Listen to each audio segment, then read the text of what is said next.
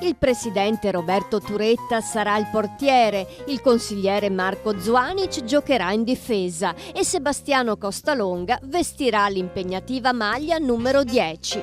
A questo schieramento di eccellenza si aggiungeranno anche tanti altri volonterosi dilettanti decisi a smettere per qualche ora il loro ruolo istituzionale e a concedersi il divertimento di una partita a calcetto. L'appuntamento è per domenica 3 marzo a Venezia con il primo Memorial Luciano Costalonga, torneo di calcio benefico dedicato a un personaggio di spicco dello sport veneziano scomparso il 6 dicembre scorso.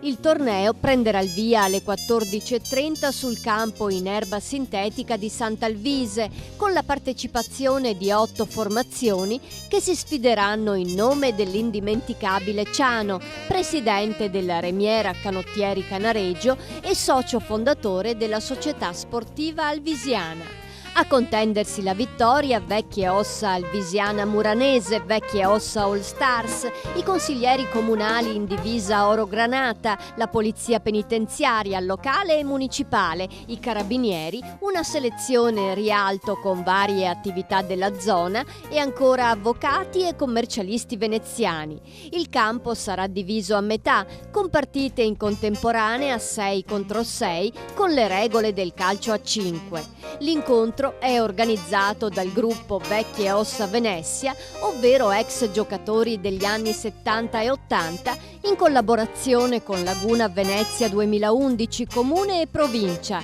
e servirà a raccogliere fondi per la Mensa Betania di Canareggio, che da 32 anni distribuisce pasti caldi a chi ne ha bisogno. L'invito è dunque rivolto a tutta la cittadinanza affinché la partecipazione sia numerosa e sentita. Sarà una gran giornata di festa e solidarietà sulla quale splenderà sicuramente il sole.